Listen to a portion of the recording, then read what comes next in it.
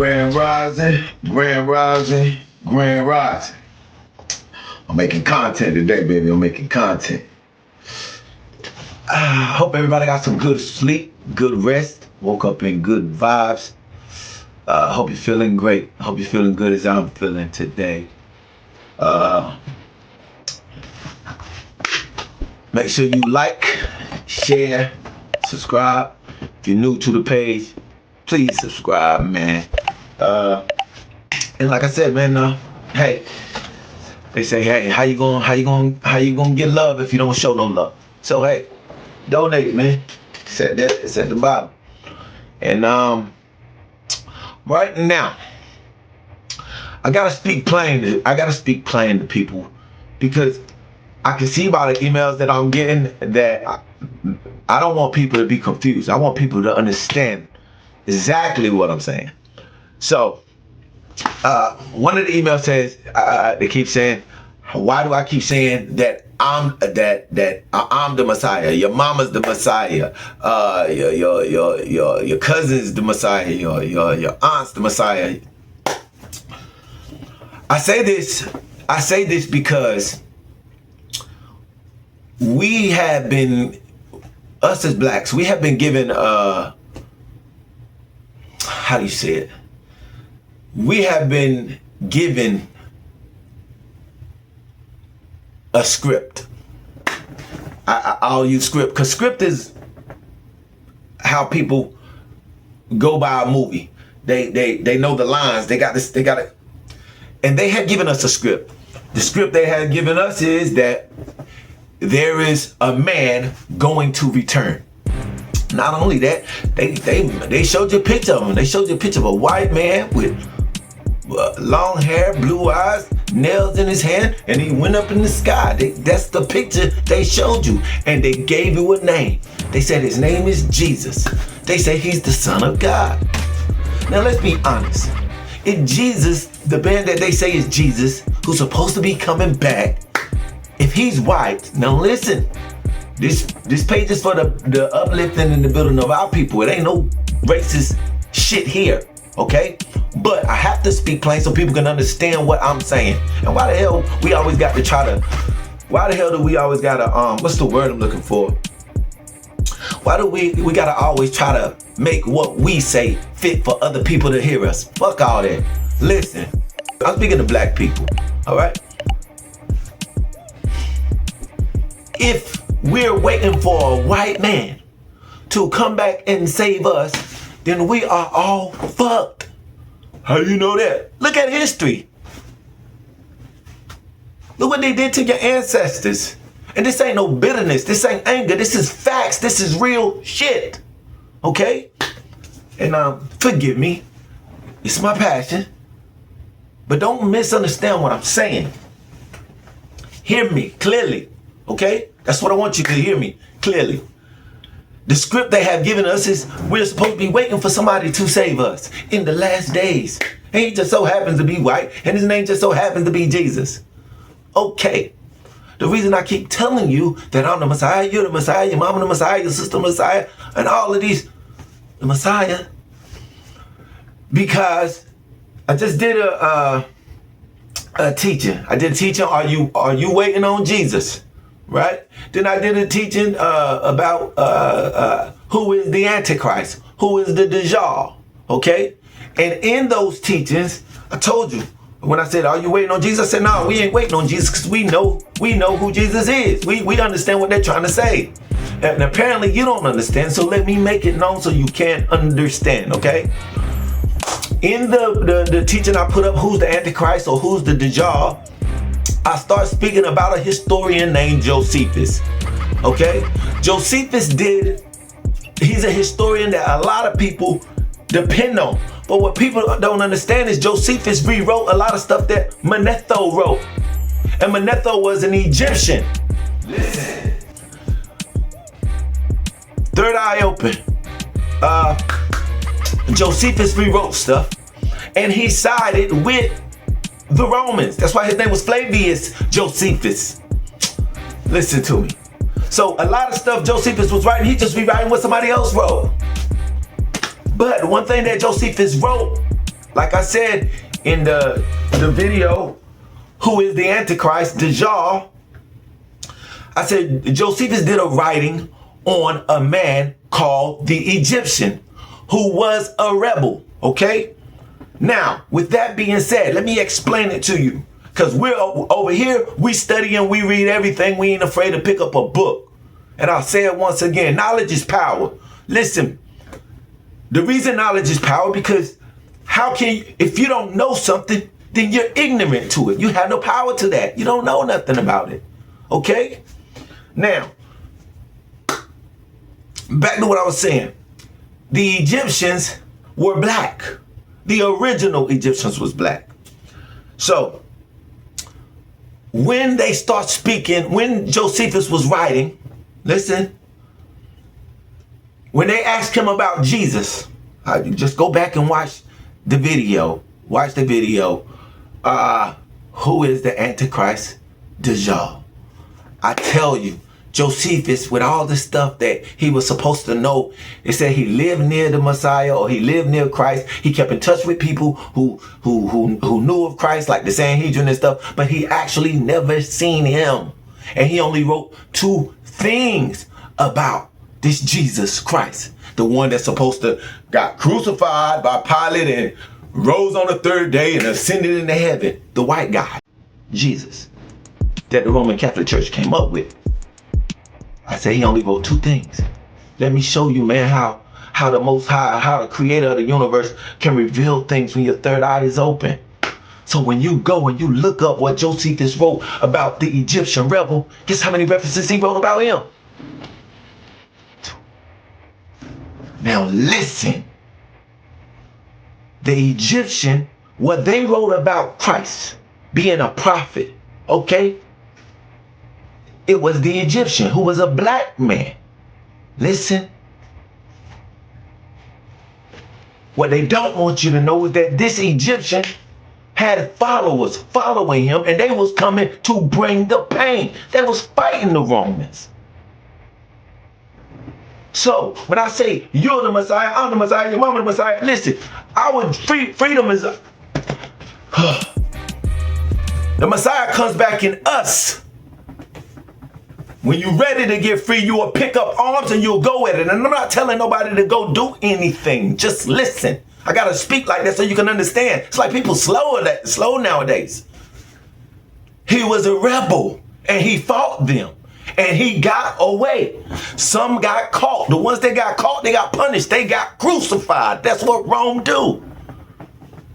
Now, with that being said, so they changed the story and got you looking for somebody because they don't want your ass to rise up or be a rebel. Like the man they trying to tell you who miraculously supposed to come back.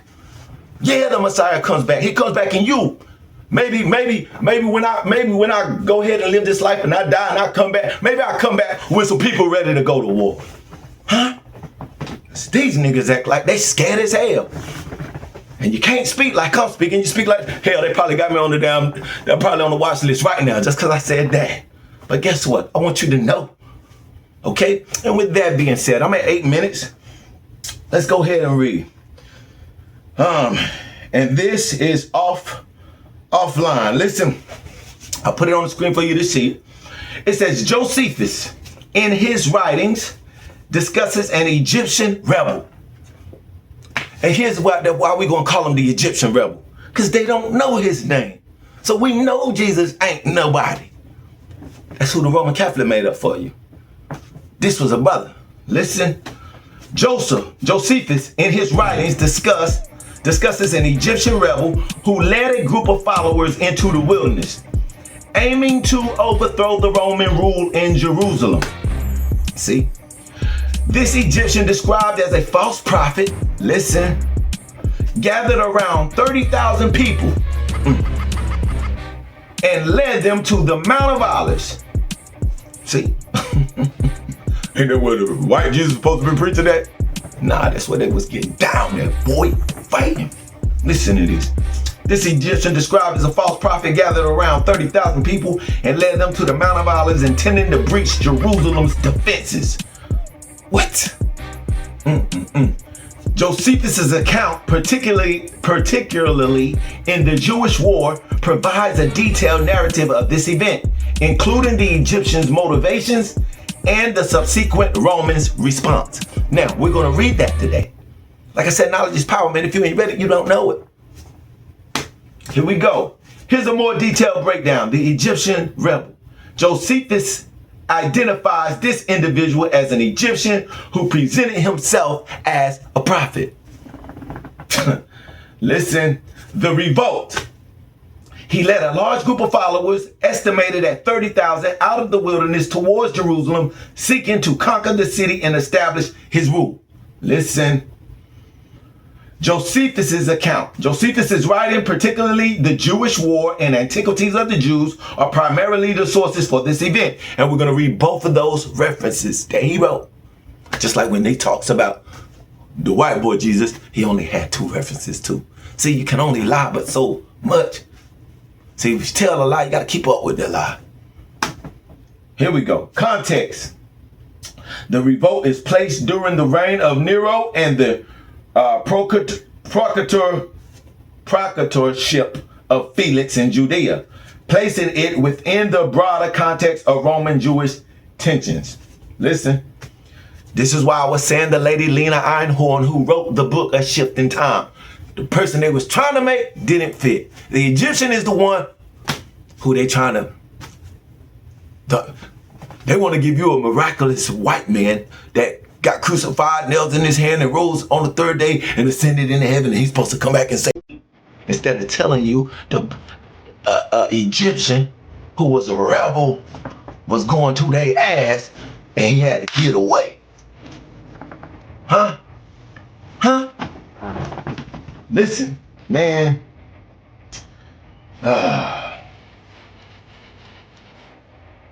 This is what it says, distinction from the Sicarii. Now listen, the Sicarii was assassins that walked around with these blades. And big up to my Sicarii brothers, the Israelites.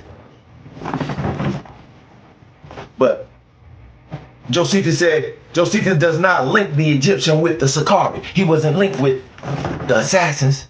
Listen, a group of assassins, despite the Acts of the Apostles making this connection. So, he wasn't with them. See, they rose up too, because they was fighters too. Listen. Now let's go read these 2 references. We're going to the writings of Josephus. First we're gonna read from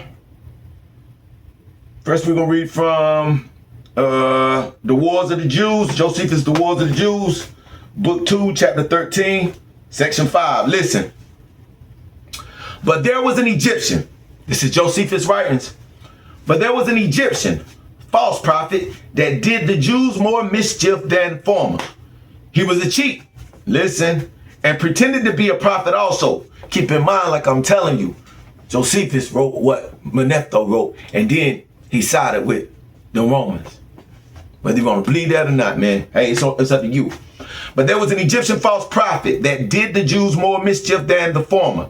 For he was a cheat and pretended to be a prophet also, and got together 30,000 men that were deluded by him. Man, to get 30,000 people to follow you, you gotta have some type of power. Better listen. This is the Egyptian.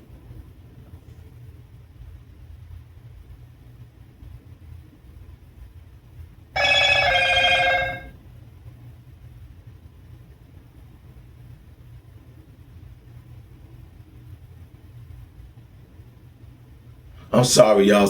I'm always at work. I'm sorry. Give me 1 minute. I am so sorry. I just sat there and forgot I was doing a blog. Just hey, it's business, man. Hey, this business too. All right. Sorry about that, brother.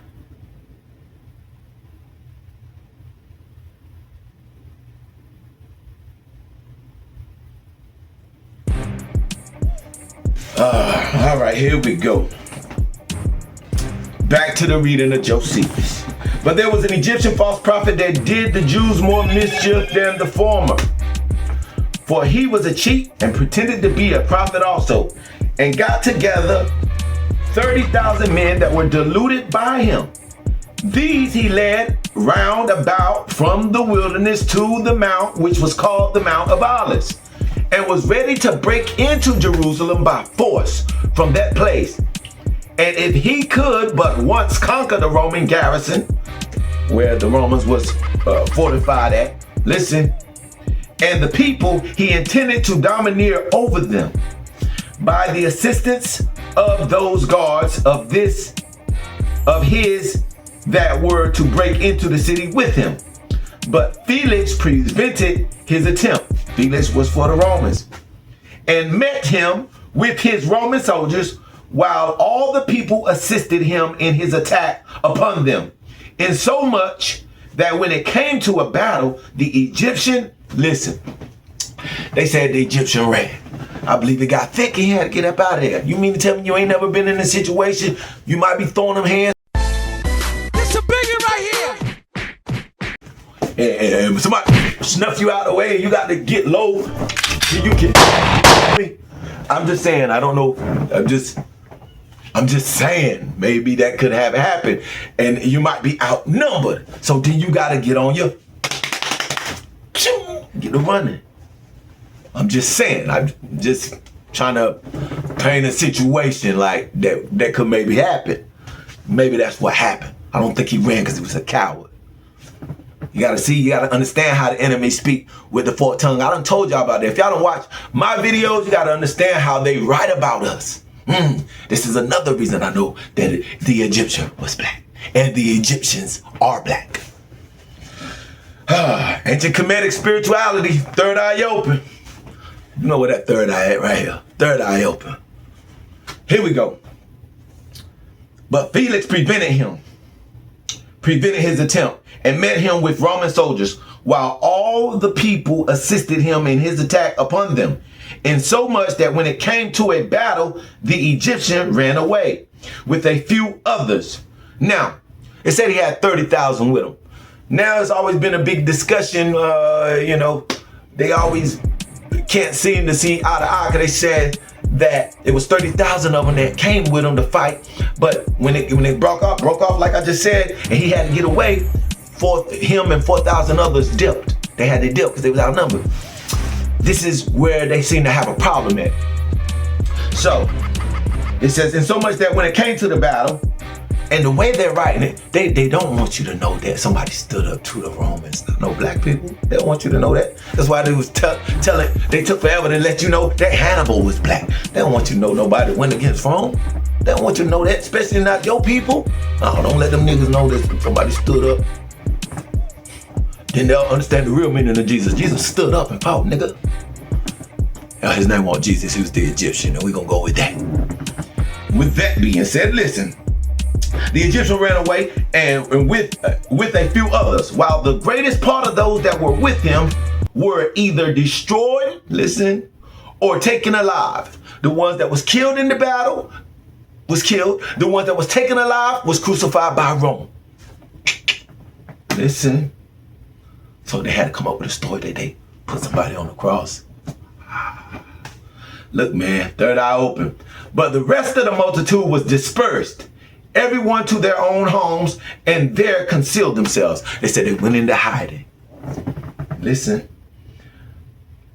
And concealed themselves. And that's in what we just read was Josephus, The Wars of the Jews. That's book 2, chapter 13, section 5. Okay? Now that's the first reference. Let's get to the second reference.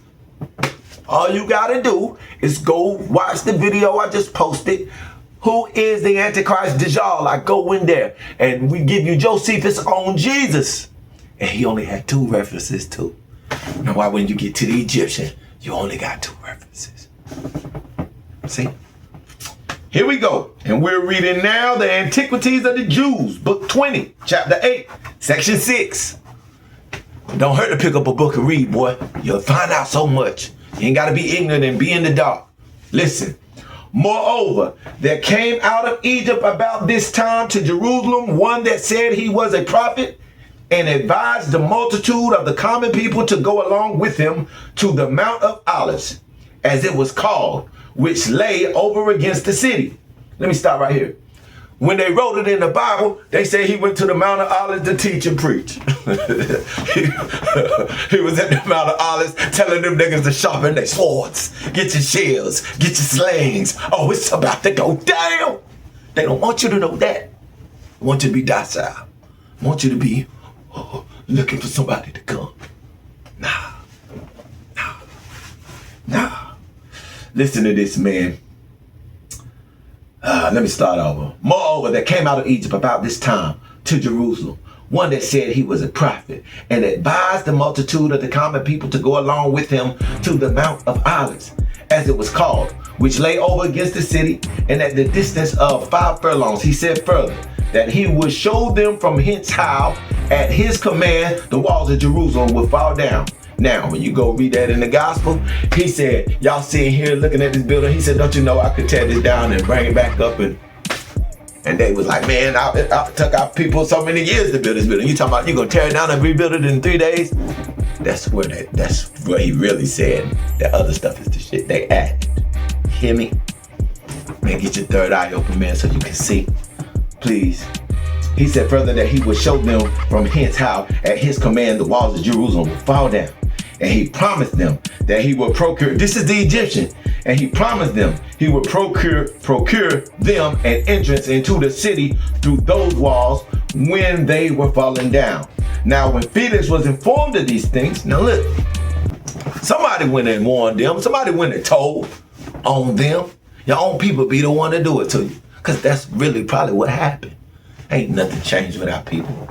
Go through history, always somebody sold them out. They sold the Panthers out.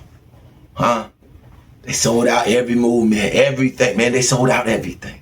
It's always one, a traitor in the midst, a real Judas.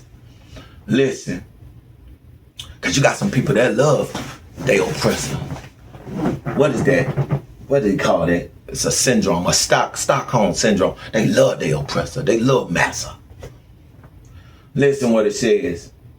And he promised them that he would procure them an entrance into the city through those walls when they were falling down. Now, when Felix was informed of these things, he ordered his soldiers to take their weapons. Same as with Denmark Vesey. Listen now. And came against them with a great number of horsemen and footmen from Jerusalem. So this won't no look. This was a war for them. Listen, man. They came with a great number of horsemen and footmen from Jerusalem and attacked the Egyptian and the people that were with him. He also slew, listen, talking about Felix, he also slew 400 of them and took 200 alive. And whether that's the true numbers or not, you know they ain't gonna write themselves to look like the losers. Right. And attacked the Egyptian and the people that were with him. He also slew 400 of them and took 200 alive. That makes 600. But the Egyptian himself escaped out of the fight, but did not appear anymore. So listen, and he did not appear anymore. He escaped out of the fight, did not appear anymore. And again, the robbers stirred up the people to make war with the Romans. Now the robbers, he talking about the other people that was with him. Listen. Stirred up the people to make war with the Romans and said they ought not to obey them at all. These black folks, you know that, right? But anyway, and when any person would not comply with them, they set fire to their villages and plundered them. So the ones that was ready to fight the Romans, if you didn't agree with them, and you know, look, boy, they set your house on fire. Well, get your punk ass out of here. That's the stock. That's the Stockholm, boy. That's my ancestors. What you talking about? The Egyptians. What? And here's the thing, they keep just saying he's an Egyptian. They just saying one Egyptian. I probably was Egyptian. They don't fight them niggas. They're trying to get them niggas up out of there. Y'all don't belong here. What? Whew. Now, that's the two references. Now I want to show you something else. I think I got something else I want you to read. Let me see. Yeah.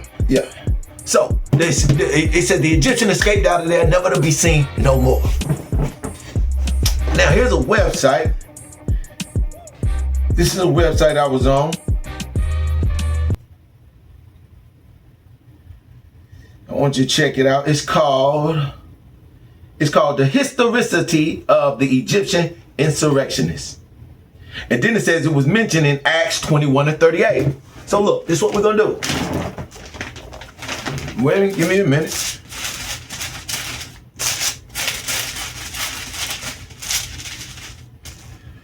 So Acts 21 and 38. Listen to this. Acts 21:38. Look. Acts 21 and 38 says, well, I start at 37. And as Paul was led into the castle, he said unto the chief captain, may I speak unto you, or speak unto thee? Who said, canst thou speak Greek? Question mark. 38. And this is what he said to Paul. Art not thou that Egyptian, which before these days madest an uproar and led us out into the wilderness for, right here, this is what I'm telling you about. Their numbers ain't right. Led us out into the wilderness, 4,000 men that were murderers. Now, they don't want you to know that it was more than that. It was, Josie said it was 30,000. Now it's right here, they saying it's 4,000. But we just read that they killed 400 and they caught 2. That's 600. They can't get the numbers right. It was 30,000. They can't let you know that a Negro had that much power, an Egyptian had that much power, bringing people together to fight against Rome. What? They don't want you to know that. So, and this is in what you call the book of Acts. This is in the Bible. They thought Paul was him. Now, let's read this website that I'm telling you about. The historicity of the Egyptian insurrectionists, which means a rebel, the Egyptian rebel. All right.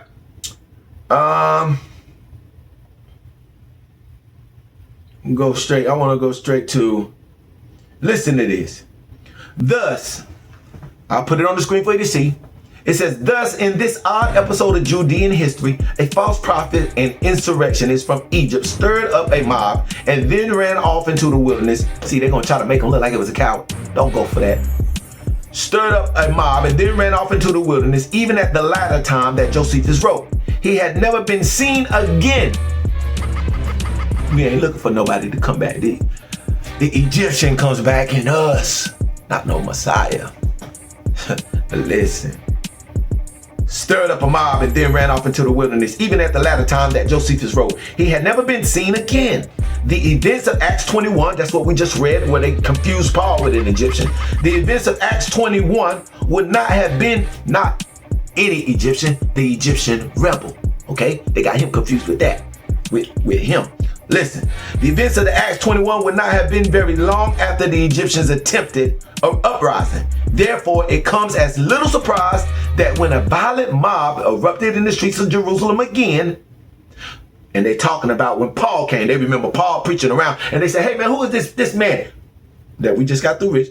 They said, this is the one that was preaching and bringing Greeks and all these, and they start whooping Paul's ass. And the part we get to, they grab Paul. The soldiers, when they grab Paul, put 2 chains on him, and Paul said, can I speak to you?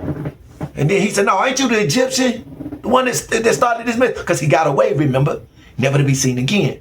So what we're reading now, they're saying, if another riot or another mob come together, listen what they said. I just read it. Thus, in the odd episode of Judean history, a false prophet and insurrectionist from Egypt stirred up a mob and then ran off into the wilderness, even at the latter time that Josephus wrote it. He had never been seen again. The events in Acts 21, which is what I'm talking about, Paul, would not have been very long after the Egyptians attempted uprising. It wasn't an attempted uprising. They did uprise. They fought the Romans. Listen. Therefore, it comes as little surprise that when a violent mob erupted in the streets of Jerusalem again, with Paul now, the local Roman commander assumed that the Egyptian, listen, had returned and was at it again. So this is why they put the story in the Bible about him returning. And this is why they don't want you to know that he was a rebel and that he fought. Because nigga, they don't want you to rise up and fight. That's why I say you the Messiah. I'm the Messiah. Your mama the Messiah. Any one of us got a potential of being a Messiah. Since y'all want to give it a name? No, nigga. The day of judgment comes when we pick up arms and fight them. And I ain't telling nobody to do anything. Just giving you clarity. Third eye open. Thus once again, listen. The local Roman commanders assumed that the Egyptian had returned and was at it again. Thus, once again, even in fairly incidental details, the events described in the New Testament, talking about Paul, fit remarkably well with what we know from other historical accounts of the time. Now, let's keep reading. It says, how many men did the Egyptian lead? Despite the agreement between the book of Acts, which say 4,000 men, both of Josephus' accounts just like his 2 accounts on Jesus too. Can't hide the truth when it's there, man. Both of Josephus' accounts on the essential details of the events surrounding the Egyptian, critics will often accuse the New Testament of an error. Here, it's full of errors. That's why you gotta understand what you're reading. They will point out that Josephus' claims that the Egyptian raised 30,000 men, because that's what he wrote, while the New Testament only mentions 4,000. See? However, there are several reasons why we should not assume Acts to be in error here. Why not? First of all, Josephus' numbers don't only come into apparent conflict with the New Testament, they also come into apparent conflict with, ironically enough, Josephus himself. In the second account listed above from the Wars of the Jews, Josephus puts the number at 30,000 men and says that the vast majority of them were killed or captured. Yet, in the first version cited above from Antiquities of the Jews, we read that Felix slew 400, like I told you, I pointed that out, and 200 alive. That's a total of only 600 men. Like I said, hardly the greatest part of 30,000. They don't want you to know it was 30,000. So they got to create some kind of confusion or conflict around it. So it can be unbelievable. You got to know how to, man, you got to know how they move. Got to know the serpent, how he move. That's a total of only 600 men, hardly the greatest part of 30,000. Thus, either Josephus himself was wildly inconsistent in reporting the numbers, later scribes miscopied his numbers to make them inconsistent, or else there is some nuanced way to harmonize both the large and the small numbers that is not altogether obvious to us now. In any of these cases, conflict with Josephus' numbers need not cast doubt on the New Testament account. See, I told you they got an agenda. Nah, we're going to doubt Josephus before we doubt the Bible. That's what they just said. That's what they're saying. That's the agenda, boy. They're trying to push it on you. You better... Boy, I thank the Most High opened my third eye. Boy, I was blind for so many years and I didn't know. Didn't know. Listen. Secondly, if we take the numbers in the Wars of the Jews as correct, they don't necessarily contradict those in Acts. They don't know what the hell they want to talk about. Josephus lists 30,000 as the starting number of the men raised by the Egyptian before the conflict. The wording in Acts may imply that 4,000 were how many escaped with him into the wilderness, talking about the Egyptian, after the failed insurrection. On this reading, we may still feel a slight discrepancy in Josephus calling such a fleeing mass a few others, still considering that this would be only about 13% of the original force that escaped. And Josephus is trying to emphasize Felix's complete route of the rebellion. His wording would not be altogether wrong. They just talking about nothing. Let me get to the part I want you to see. This is at the end. Finally, if Acts and Josephus are indeed in genuine conflict on its details, we should trust Acts over Josephus. Told you, trust the Bible over Josephus, and Josephus is the historian. Because they're pushing an agenda because they want you to believe in a mysterious man that's supposed to come back. That Josephus only wrote 2 accounts on, just like he only wrote 2 accounts on, or 2 references on the Egyptian. But they don't want you to know that the Egyptian was black and that the Egyptian was fighting the Romans and he got away. He didn't get killed and he led 30,000 men and they was all black. Now, they got you looking for this mysteriously white man who came and walked on water, healed the sick, and was on the Mount of Olives, the same place where they was fighting. And he got killed and they put him on the cross and he got buried and he rose in 3 days and he ascended into heaven and he's coming back. And he got buttermilk skin with blue eyes and blonde hair, and he's coming to save you. Hail to the now, to no. He ain't coming back, not him. Now, listen, let's finish this up. Finally, if Acts and Josephus are indeed in genuine conflict in this detail, we should trust Acts over Josephus, of course. No, we shouldn't. This guy's a Christian who's writing this. The fact that the book of Acts is inspired, like I said, inspired scripture is one very good reason for this. But there is even more. Acts was written earlier than Josephus. Acts record the words of a Roman commander, like the Romans can be trusted, who may have been present himself during the uprising, or at the very least was serving at the same place and very close in time to the events. We have very good reason to see the account given in Acts as the more reliable of the two sources. Still, even if irreconcilable conflict over the numbers is assumed, the overall agreement in detail gives us strong corroborating evidence that the events surrounding the Egyptian insurrection really did happen. I rest my scrotum. And with that being said, when I say your mama the Messiah, your brother the Messiah, your sister the Messiah, when I say you the son of God, your mama the son of God, your brother the son of God, your aunt the son of God, we the children of God, all I'm saying is, listen, judgment day comes when we fight them. And that's the part they don't want you to know. What you mean judgment day? Yeah, judgment day for their ass. It's over for them when our people realize what the fuck's going on. And I hate to say it like that, but that's as clear as I can say it for you to understand me. And I hope nobody's offended by my language. We all grown here, aren't we? Hey man, with that being said, I hope I said something to spark something in you, make you pick up these books, go learn and read. Knowledge is power, so with that, get all the knowledge you can get all the wisdom you can get all the understanding you can get. Open up these books, don't be afraid to learn. Hey man, like, share, subscribe, hit that notification button so you know when I'm dropping something new. Hey man, and like I said, don't hesitate to donate. Until next time, take care of yourself and each other.